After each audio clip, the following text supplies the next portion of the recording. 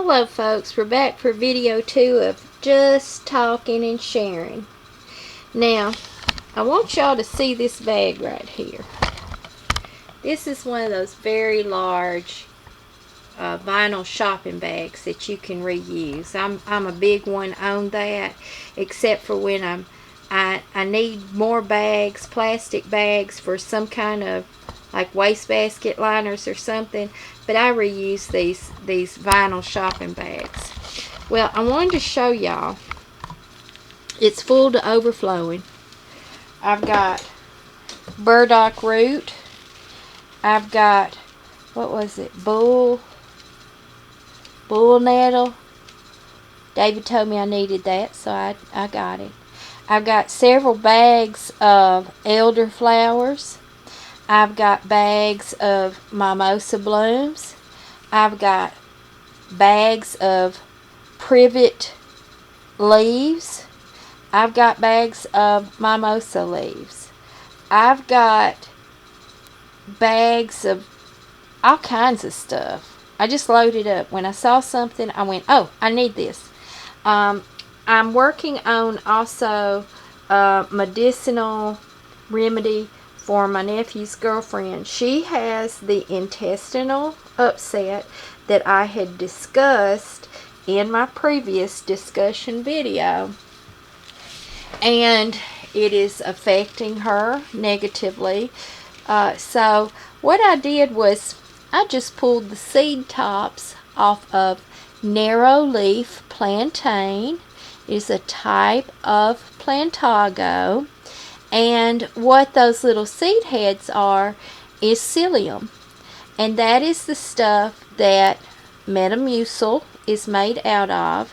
And what it does is it plumps up into a mucilaginous coating for your digestive tract. So that starts healing.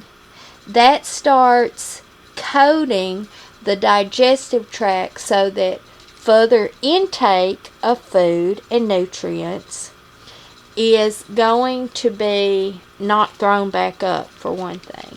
So when you have these digestive issues like that, of course it's going to affect other things because you're not getting the absorption of food and nutrients because your intestinal system is inflamed. Now, whatever the cause of the inflammation is, there are many different things. What you have to do is you have to be a detective and figure it out. If you go to a doctor, they're going to want tests run, invasive procedures run, and or give you a prescription for stuff that is probably deadly and has many side effects. So I'm going to be working on giving him a list of things that I have done in the past to heal myself with this same issue and my daughter with that same issue, and I'm going to send that to it. But I've got a bag of those little narrow leaf plantain seed heads. I've got all kinds of stuff in this bag. The video that I posted from my phone before I went down there, before I lost signal, was I cut a whole stand of cereola. Tomorrow, if I don't go to Sand Mountain, I will be cutting a whole stand of canadensis. Now that is because we've got the full moon coming up. And for the first time ever, I have seen the plant drip. And I'm not talking about just run down the stalk. I'm talking about when I cut the tip, it's just dripping like a faucet. It's just running that thick. So I did also harvest some more mullein leaves, but I was fully protected, long sleeve shirt, gloves, kept myself covered up, and I stayed that way until I could put them in my drying area once I got home. So then once they are dry, then I can process them, and I what I am doing with the mullein is I am simply chopping it up, putting it in the food processor, the blender, and I'm chopping it up finely because I want people to be able to use that as a smoke or a tea for respiratory issues. It's very powerful and very beneficial. So I want to do that. Now I want to talk again about the empowerment of all of you guys and how we can collectively continue the sharing of knowledge. Now I do want to say this. YouTube, now I posted about Facebook blocking my post saying it was spam. I clicked that I wanted it reviewed, and I typed a few strongly worded phrases without using profanity, thank you very much, to express to them this is outrageous. It was 2 pictures about mimosa and a link to go to a medical study about mimosa. They need to quit tripping. That's all I got to say on that. That's just uncalled for and unreasonable. They want to see some shocking stuff. I can start posting political dialogue. They really gonna be shocked about that. Now I'm gonna calm down. Calm down. It's all right. I'll get through this. I will find a workaround. That's what I'll do. So, not only that, but at the exact same time that Facebook was glitchy these last few days, and my uploads were glitchy, and then I got blocked. Well, now, on my community post, I can't upload pictures. Now, the reason why I do always attach a photo is so that it is a small visual signal about the topic matter, so that as y'all are being exposed to it, you decide if you want to read that or not. Now, I'm a YouTube junkie. That's where I get all my information from these days. It's where I get political information. It's where I get religious information, psychology information. It's where I watch little raccoons eating grapes out of a bowl on a back porch with this little old man. That just, I have to put my lecture aside about the dangers of interacting with raccoons, because that is just so cute. Or kitties, kittens, they're just cute. Baby goats in sweaters, that's another thing that's cute. So that's what I do. That's my fun. That is also how I learned how to curl my hair. Yes, a 53-year-old woman. I've never done anything with my hair because I really didn't know how. I just wore it on my head or I got a perm. Well, I wanted some spiral curls because my hair is finally getting long enough where I can have spiral curls. Well, I don't go beauty parlors or nothing like that. So I typed it in on YouTube, and now I know how to put spiral curls in my hair with a curling iron. I'm very proud.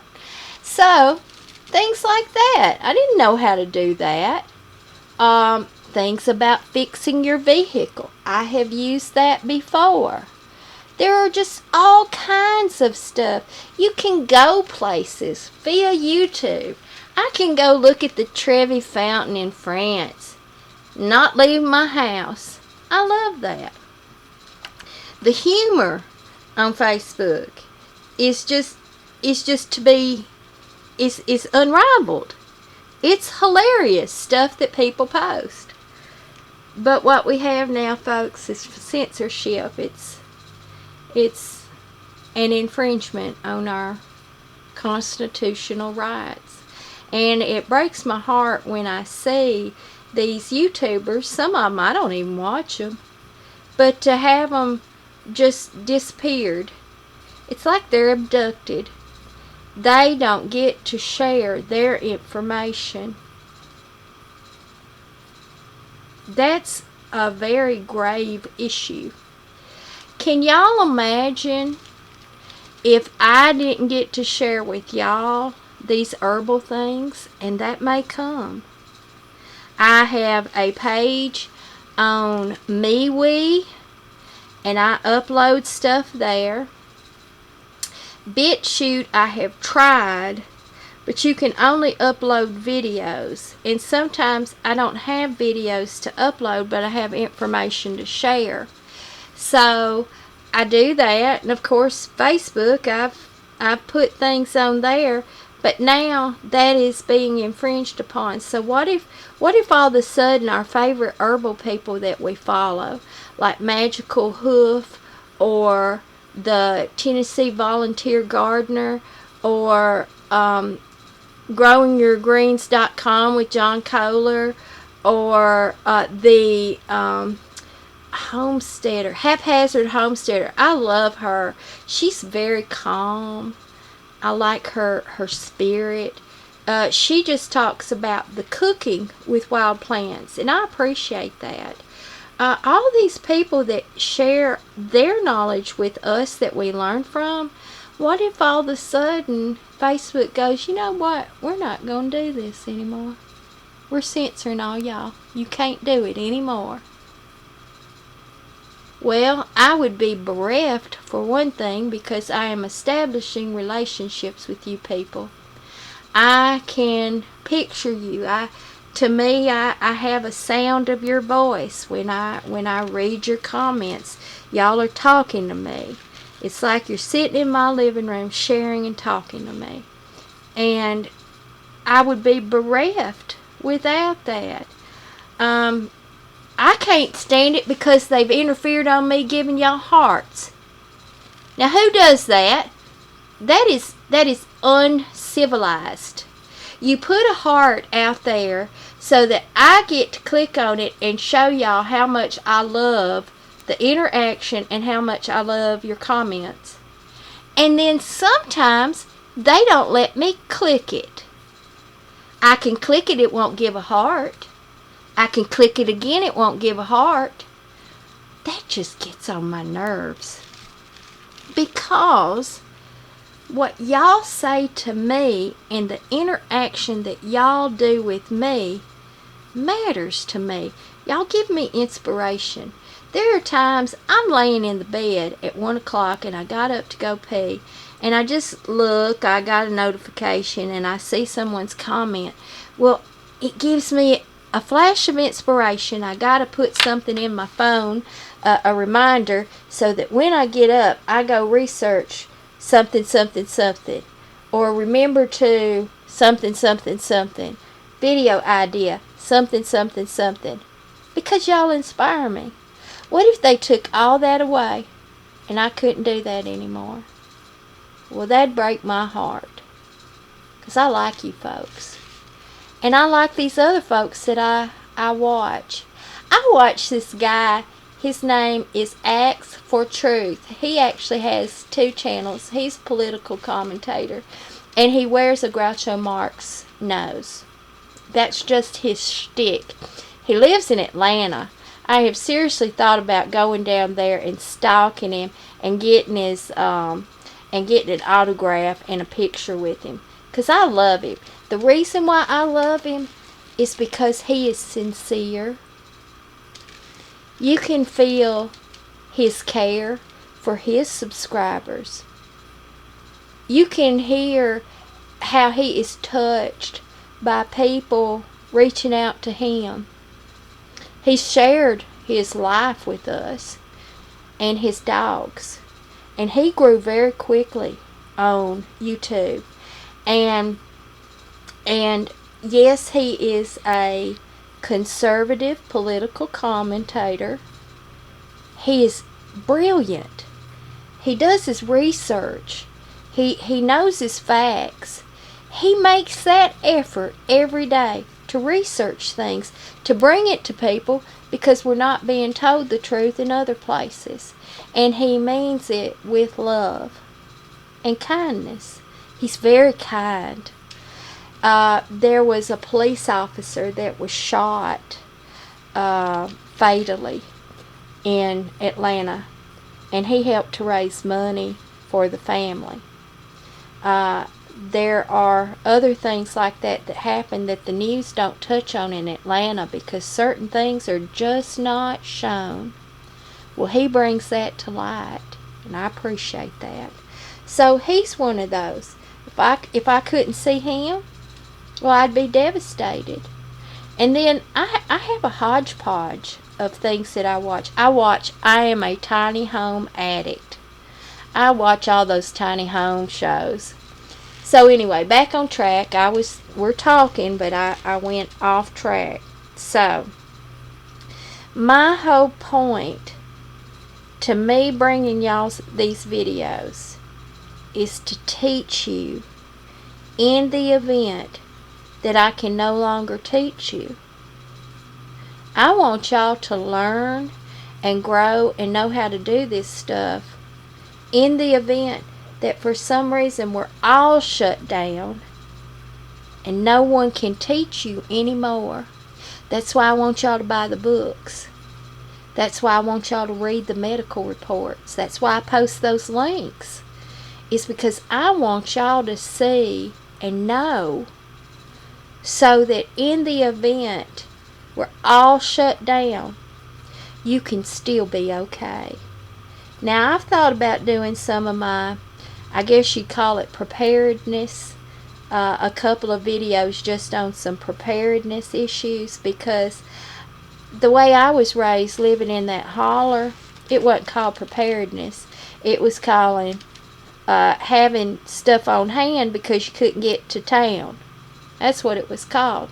So Daddy bought flour in the big giant 25-pound bags that had the little towel sewn to the end, and he'd always try to make sure he got a pretty little hand towel on it for Mama, and buying sugar in bulk, and molasses. His bedroom, he bought molasses from the Amish. Now, he grew the sorghum and he took it to the Amish and they processed it for him. So he had these little 2-gallon cans. They were about as big as a peanut butter jar, I'd say. And he'd line them too high around his bedroom, and that'd last him a whole year. When we farmed, he grew what we needed, and then he had a formula to grow a certain amount more than that, so that in the event something happened, like a crop failure or someone else had need, you could share or you could trade for something that they grew. That's how it was done. You lived like that. So even in my little city home that I have, my little house, and I'm a block away from Walmart, I can walk if I want to, I still have food preparedness. I have 5-gallon buckets that I fill with rice, beans, pastas, certain canned goods, and then I put the lid on it. I put a can opener in each bucket. There's a couple of other things that I include in there, but it is my storage method because my house is so small that I can stack those buckets, or I can push them up under something. Like one of those buckets will fit up under that chair right there, and so I've got them up under beds and up under coffee tables and all kinds of stuff. But that is my way to be ready in the event that, well, what if I lost my job? Well, that's happened. I had enough pasta and cans of basil and garlic infused tomatoes that I could make me good food. I had canned chicken and canned tuna. Dump some of that in there. I got me a full meal. So on that hand, I may do a couple of videos like that as well, because now that y'all have accepted me in all of my quirkiness. That's a big thing. People don't usually accept me. I went foraging with a guy a couple of weeks ago. He was real nice. Well, when I asked a friend about him, he said, well, he's kind of strange, but he's a nice fella. And when I met him, he said, well, I asked about you, and they said you were kind of strange, but you were nice. Well, I just laughed, and I said, turns out we got a lot in common. He lives completely off the grid. He has a compost toilet. Well, I just went on a whole bender about that, because I am very pro compost toilets and humanure. I watched those, what's his name, Joe Jennings? He does the Lovable Lou. He developed those. I'm just fascinated by that. He catches his rainwater and uses it for drinking water. So people think he's strange because of that. Well, he's not. He's smarter than the average bear. He can live without anyone else interfering with him. Well, the government don't really like that, you know. So, I'm hoping to get to forage with him again, and I'm hoping he will eventually trust me to take me to his place and let me examine his water catchment system and his compost toilet system, because when I go out to Arizona, that's what I'm going to do. And I've already got some applications in place here in my home in the city that I've been practicing and perfecting on. So I much admire somebody that does what he does. But like I said, y'all have embraced my quirkiness and my little oddities, and you have been kind to me. I appreciate that. And I know a bunch of you pray for me, because I feel it. And I have had strength, emotional strength and spiritual strength to do these things that I never thought about doing. And when I was talking with my brother about this, you know, we've spent our whole lives trying to find our place, and it's always been something to do with the land. And he's finally starting to feel like he's got a place. His sheep just bring him so much joy. His Barbados sheep. He's got little twin lambs right now. They're just precious, and he's weaning them. Now see, that's another thing. You have to use the moon cycles for when you wean your livestock. And he knows about those things because Daddy taught us about those things. So I do want to branch out on a bunch of different things now that I do have confidence for a change. There were a lot of times I wouldn't talk about these things because people belittled me, or they ridiculed me, or they just plain looked at me like I was crazy, and then they'd avoid me. Well, y'all have given me a voice, and I thank you. So that's why I want to share these things with you. So here's been 2 videos, kind of long, but discussing these things about what I want to do further, but also to encourage all of y'all. All of y'all are just amazing, and I want y'all to do wonderful things about taking control of your life and having better lives. So until the next video, God bless you all so much, so richly, and thank you. Goodbye.